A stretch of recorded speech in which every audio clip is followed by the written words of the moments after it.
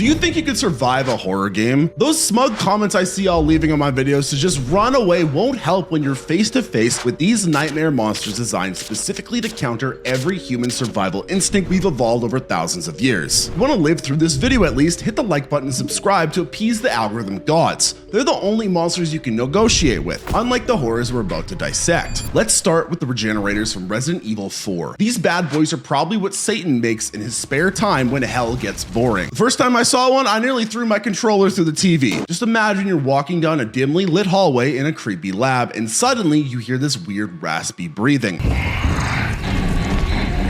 That sound still gives me nightmares, by the way. Thanks, Capcom. So you see this pale, fleshy thing shuffling towards you. No big deal, right? Just looks like your dad when he's getting up at 2 a.m. to get a snack. And if you've been playing this game, you've killed like 100 zombies already. Just shoot it in the head. Except when you blow its head off, it just grows back. Yeah, you heard that right. Shoot off an arm, grows back. Leg, same thing. These things are basically walking middle fingers to everything you've learned about survival up to this point in the game. So for all those people who just comment, I just shoot in the head with a gun under every single one of my videos, yeah, those people would be super dead right now. Like immediately dead. What makes regenerators truly terrifying isn't just that they can regrow limbs. It's that the solution to killing them isn't at all obvious. In the real world, if you encountered one of these things, you'd be completely screwed because you need a very specific tool, the thermal scope. Without this scope, you have no way of seeing the lost plagueis parasites inside their bodies that need to be destroyed. Think about that for a second. You empty magazine after magazine into this monster, watching in horror as it just keeps putting itself back together. You have absolutely no idea that you need to shoot tiny invisible parasites inside its body. How would you possibly figure that out while this thing is shambling towards you, making that horrible breathing noise? The psychological impact is almost worse than any physical threat. Most horror game enemies follow rules we understand. Aim for the head, run away, hide, whatever. But regenerators break all those rules. They create this overwhelming feeling of helplessness because nothing you try seems to work.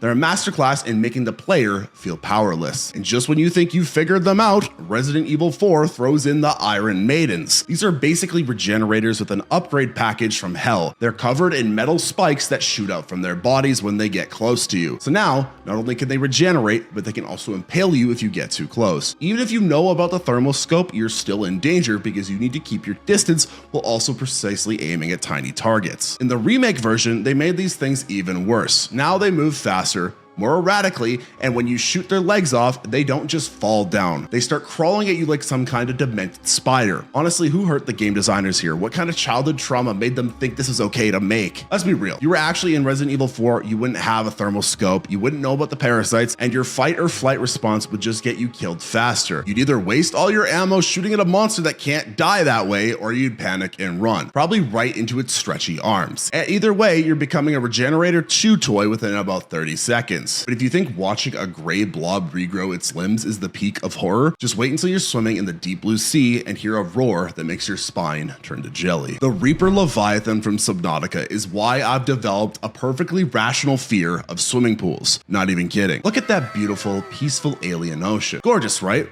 That's how they trick you. Go explore, they said. Build a little submarine, they said. Nobody mentioned the 55-meter sea monster that would haunt my dreams forever. Subnautica is evil genius because it taps into something many of us already fear. Deep water where we can't see what's below us. Thalassophobia, if you will, if you want to sound smart at parties. There's just something primarily terrifying about being in vast, open water where you're completely vulnerable from almost every direction. And then there's that roar.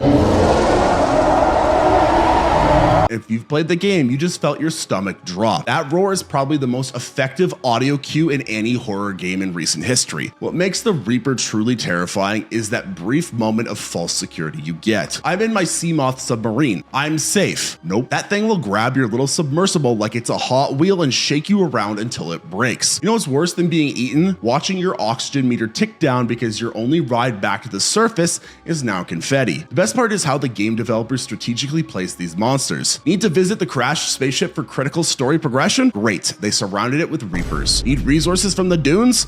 Reapers. Mountain biomes? More Reapers. They basically put the scary fish exactly where you need to go. And unlike most game monsters, there's no easy strategy. You can't just get good at fighting them. Your only options are stealth, good luck in open water, running away, they're faster, or getting the stasis rifle, which you won't have for a good chunk of the game. Most players don't even realize these monsters can be killed because it seems so impossible. Remember when I talked about the thermal scope with regenerators? Well, Subnautica does something similar, but worse. All the tools that might help you survive, the Seamoth defense system, the stasis rifle, the prawn suit drill arm, are technologies you have to discover, craft, and upgrade. An average person suddenly dropped into this alien ocean would have none of these things. You'd just be a squishy human in a wetsuit, doggy paddling for your life, while this nightmare with 4 mandibles charges at you from the darkness below. The pure panic of being underwater, where you can't scream, can't run, can't even breathe, combined with a monster that announces its presence with a roar that means, I already know where you are. That's why Reaper Leviathans are a perfect 0 chance of survival enemy. I mean, I still get sweaty palms every time I hear that roar, and I'm just holding a controller on my couch. Imagine actually being there, feeling your heart pounding, air running low, and then seeing that silhouette emerge from the murk. As terrifying as being hunted in the endless ocean is though, at least you can see the Reaper coming when it's right there. What about a monster that can hear your every move while you're completely blind to its presence? Enter the Lickers from Resident Evil 2. I swear these things were designed by someone who really hates gamers. If you've never had the pleasure of meeting a Licker, imagine if someone skinned a human, turned them inside out, removed their eyes, gave them a brain that sits outside their skull, and then thought, you know what would make this better? A tongue that can impale people from across the room. What makes Lickers true nightmare fuel isn't just their gross appearance, it's that they're completely blind. Oh great, you might think, a blind monster should be easy to sneak past. That's exactly the trap that gets most people killed, because what they lack in vision, they make up for with super hearing. These things can hear a pin drop from a mile away. Literally every natural instinct you have in a scary situation, running, screaming, panic firing your gun, is exactly what will get you murdered by these tongue-waggling nightmares.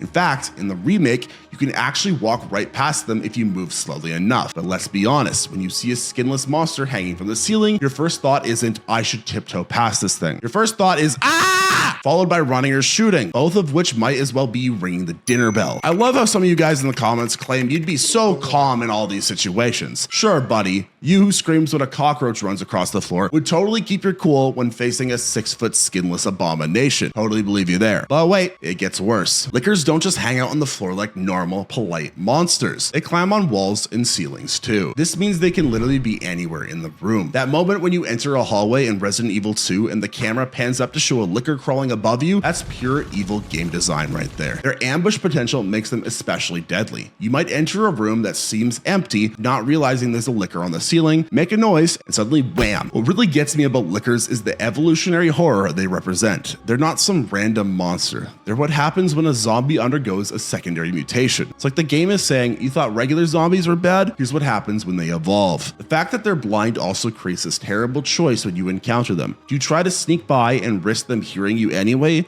Or do you waste precious ammo trying to kill them? And regular bullets barely hurt them. You need shotguns or magnum rounds to take them down effectively. Definitely not something an average person would have handy. Even the game's own protagonists, trained police officers like Leon and Claire, struggle with these things. What chance would you have? To survive a Licker, you need to know they're blind before you encounter them, which you wouldn't. You also need to know to move slowly, which goes against every single survival instinct we have, and you need heavy weaponry, which you probably wouldn't have either. Oh, and there's usually more than one of them at a time. Good luck with that. If the thought of being haunted by sound alone has you sweating, just wait until you meet a monster whose greatest weakness is tied to the very trauma that created her. And you'd never figure that out until it's too late. Laura from The Evil Within might be the most nightmare-inducing monster I've ever seen in a game. When I first encountered her, I literally had to pause the game and question my life choices. Like, who hurt the developers so badly that they created whatever this abomination is? Picture this. You're creeping through a dark hallway when suddenly this multi-armed Spider-Woman thing with long black hair covering her face comes crawling at you from the ceiling, just covered in burns, has way too many limbs, and moves like someone put a spider on fast forward. Oh, and did I mention that she can appear out of nowhere by crawling out of pools of blood or dead bodies? Yeah, surprise, that corpse you just walked past, not as dead as you thought. Sweet dreams tonight. What makes Laura so terrifying isn't just her creepy appearance, how she breaks the rules of physics and reality. In The Evil Within, you're trapped in this twisted nightmare world called STEM, where the laws of nature don't apply. Laura takes full advantage of this by teleporting, crawling on walls and ceilings, and straight up materializing out of thin air when you least expect it. I know some of you guys are thinking right now, I just shoot her in the face. Well, good luck with that, buddy. Laura shrugs off bullets like they're spitballs. Shotgun blasts? Merely inconvenient. Even if you somehow manage to blow off her limbs, she just keeps coming. Here's the real kicker though. Laura does have have a weakness, but it's one you'd never figure out unless you knew her backstory. Fire. She's terrified of fire because she died in a barn fire while saving her brother Rebuke, who later becomes the main villain. But how would you possibly know that? It's not like she's walking around with a sign saying, "Please don't use fire on me. I'm very vulnerable to that." Even if you somehow stumbled onto her weakness, exploiting it isn't simple. You need specific fire-based weapons like the Agony Crossbow's firebolts, or you need to lure her into environmental fire traps. In the real world, you wouldn't have either of those things handy.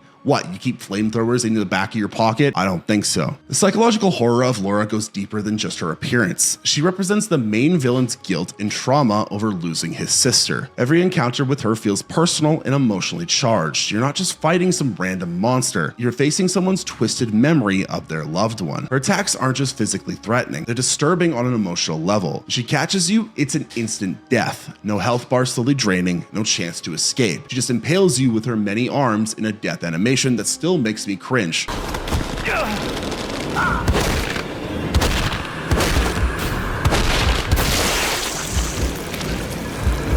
And let's not forget her breathing and screaming. The audio design for Laura is absolutely terrifying. You'll hear her before you see her. This rasping, pained breathing that gets louder as she gets closer. It's the audio equivalent of someone slowly dragging their nails down a chalkboard while whispering your name. In the real world, facing Laura would be a psychological nightmare as much as a physical one. Your brain would struggle to process what you're seeing, this impossible creature that defies human anatomy. You'd be frozen in fear before you could even think about fighting back, and even if you did, you wouldn't know about her fire weakness until it was way too late. The scariest part in the game's lore, Laura isn't even trying to be evil. She's just a manifestation of trauma and pain, lashing out in the only way she knows how. Sometimes the most terrifying monsters aren't the ones that want to eat you. They're the ones that are just as much victims as you are. Laura might burn easily once you know her weakness, but our next nightmare proves that sometimes the most dangerous creatures aren't the ones trying to kill you. They're the ones you'd kill by mistake. Let's talk about Virginia from Sons of the Forest. First time I saw her sneaking around in the forest, I nearly jumped out of my skin. She's got 3 arms, 3 legs, and comes at you wearing nothing but a bathing suit. Normal Tuesday, right? But here's the twist that would get most people killed. Virginia isn't actually trying to hurt you. She's probably the only mutant on the entire island who doesn't want to turn your skull into a fancy new cup. In fact, if you manage to befriend her, she becomes the most valuable ally you could ask for. The problem? Almost nobody would ever discover this because their first reaction would be to scream and start blasting. I mean, come on, be honest with yourself. If you're lost in a cannibal-infested forest and suddenly see a 3-armed, 3-legged woman sprinting through the trees, your first thought isn't gonna be, "I bet she'd make a great friend." Your first thought is gonna be some combination of nope and whatever prayer you can remember from childhood. The number of players who immediately attack Virginia their first time playing is probably around 99%. I mean, I did it, you would too. Don't pretend you're morally superior, we're all bad people. What makes Virginia such a perfect zero chance of survival scenario is the tragic communication barrier. She can't speak at all. So even if you somehow resist the urge to attack this mutated woman, building trust with her is incredibly difficult. She's scared of you too and will run away if you move too quickly, chase her, or have weapons out. In the game, this means carefully leaving gifts for her, moving slowly, and basically having the patience of a saint. In real life, good luck with that. You'd be frantically trying to survive, probably sleep deprived, hungry, and traumatized from fighting off regular cannibals. The careful social dance required to befriend Virginia would be nearly impossible. The true irony is that Virginia is actually stupidly powerful as an ally. Thanks to those extra limbs, she can dual wield weapons with perfect accuracy and get this, infinite ammo. That's right, she never runs out of bullets. She's basically a walking cheat code. She'll also bring you food, alert you to danger, and lead you to resources. But you'd never discover any of this because you'd either kill her on sight or scare her off permanently. It's like winning the lottery and then immediately setting the ticket on fire because it looked weird. Her backstory makes this even more tragic. Virginia is the daughter of a billionaire family who was on the island when everything went to hell. She was mutated by some alien artifact, but unlike most victims, kept her human consciousness and intelligence. She's been surviving alone for months before you arrived. She's not a monster. She's a survivor, just like you. The game doesn't explain any of this up front though. You have to piece it together through environmental storytelling and patience. In a real survival situation, you'd never have the luxury of slowly figuring this out. Your instincts would get the better of you, and you'd lose out on the one ally who could actually help you escape alive. Virginia represents a different kind of zero chance scenario, not because she's trying to kill you, but because you've never overcome your own fear and prejudice long enough to discover she's actually your best hope for survival. Sometimes our own instincts are what doom us, not the monsters monsters themselves. Thus, you wouldn't escape the island and you would be dead. While Virginia might be the ally you need but never get, our next nightmare shows what happens when the institution meant to heal you becomes your prison, where even the ceiling isn't safe from horror's reach. The doctor from Little Nightmares 2 is what happens when someone takes a regular messed up doctor and thinks, you know what would make this worse? If he crawled on the ceiling like a giant spider. Thanks, I didn't need to sleep tonight anyways. First off, this guy is massive compared to you. In Little Nightmares 2, you play as Mono, tiny kid with a paper bag on his head. The doctor is like 10 times your size, all bloated and gross, with his stretchy skin that looks like melted plastic. And then there's the way he moves. That ceiling crawling thing, it goes against every natural law. Our brains are wired to expect certain kinds of movement from humanoid figures. When something human-shaped suddenly starts spider crawling upside down, it triggers a primal nope response in our lizard brains. Why horror movies use that crawling effect so much, it just feels wrong on a deep level. What makes the doctor truly terrifying is his environment. You encounter him in a hospital, but not the kind where they give you lollipops after a checkup. This hospital is filled with disembodied mannequin hands that crawl around, patients made of porcelain, and body parts preserved in jars. It's basically what would happen if the health insurance industry designed hospitals themselves and actually secretly controlled everything. Oh wait, they already do. Shit, is this our future in 50 years? The setting plays a huge role in why you'd have a zero chance against the doctor. Hospitals are already disorienting places. All those similar looking corridors and rooms now add in the fact that this one is poorly lit, filled with traps, and has a ceiling crawler hunting you down. You'd be lost and dead before you could say, I should have gotten a second opinion. Some of you are probably thinking, but I'd just run away. Yeah, good luck with that, Janice. The doctor is surprisingly fast, especially for something so bulky, and running is actually what gets most players killed. The game requires careful stealth and timing to survive his encounters. I still remember hiding under a bed while he searched the room, his nasty hands lifting up other beds looking for me. The tension was so bad I think I permanently damaged my controller from gripping it too hard. But here's the real kicker about why an average person would be absolutely toast against the doctor. The way to defeat him isn't obvious at all. You can't just shoot him or stab him. Instead, you have to lure him into a large incinerator and trap him inside. Let me repeat that. To defeat this monster, you need to 1. Know there's an incinerator nearby. 2. Figure out how to activate it. And 3. Somehow trick a seemingly intelligent creature into walking into an obvious trap, all while being the size of a hamster compared to him. How would an average person know to do any of that? You wouldn't. You'd be too busy experiencing the world's least comfortable game of hide and seek. Except when you lose, you don't just get tagged. You get added to the doctor's collection of medical oddities. The sad part is that the doctor might not even be inherently evil. Some fan theory suggests he was trying to find a cure for whatever twisted the world of Little Nightmares. But that doesn't really matter when he's reaching under your bed with hands the size of your entire body, does it now? I like to imagine myself being brave in horror situations, but let's be real. If I saw the doctor crawling on the ceiling, I'd probably just lie down and accept my fate. Well, this is how I go. At least I don't have to pay my taxes anymore. Even if you somehow survived an encounter, the psychological trauma of seeing something that large moving in that unnatural way would probably break your brain. You'd spend the rest of your life checking ceilings everywhere you went. Movie theaters, grocery stores, your own bedroom.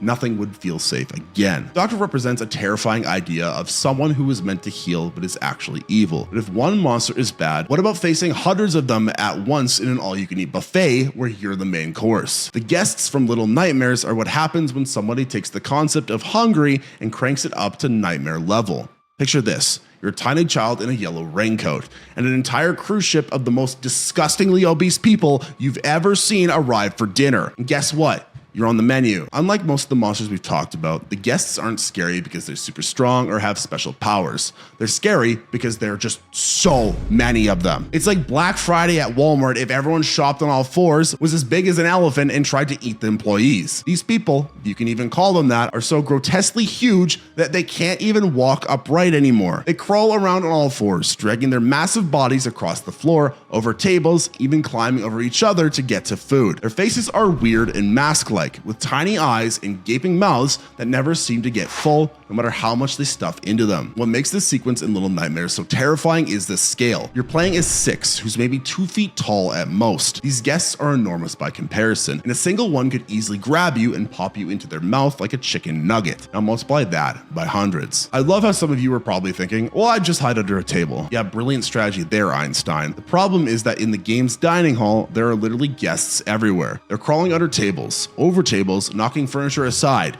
There's almost no safe space to hide for more than a few seconds. Hell, they might even eat the table, so that's really not that safe. And unlike other enemies where you can just run away, the guests create this suffocating environment where there's barely room to move. They flood into the dining hall like a tidal wave of flesh, turning the entire room into a danger zone. You can't fight them, you can't reason with them, and you certainly can't outrun them all. What's truly disturbing about the guests isn't just their appearance, it's what they represent. The entire world of Little Nightmares is about consumption and hunger. These people are so consumed by their appetite that they've lost any semblance of humanity. They don't talk, they don't think, they just eat. And when they see you, you're just another meal. There's a theory that the guests are actually part of a horrible cycle. They come to the Maw, which is the underwater resort where the game takes place, they feast until they can barely move, and then they're killed and turned into food for the next batch of guests. It's like a twisted all-you-can-eat buffet where eventually you become part of the buffet yourself. If you found yourself in that dining hall, you wouldn't last 5 minutes. You'd be too big to hide in the small spaces 6 uses, too slow to outrun the horde, and too weak to fight off even one of these monsters, let alone hundreds.